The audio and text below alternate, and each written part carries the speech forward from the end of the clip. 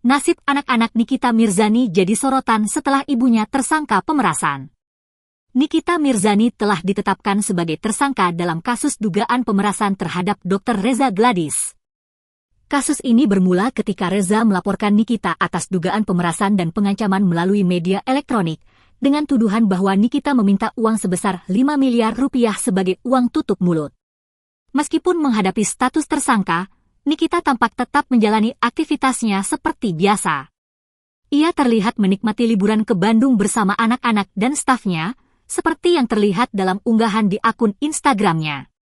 Namun, hingga saat ini, belum ada informasi spesifik mengenai dampak kasus ini terhadap anak-anak Nikita Mirzani.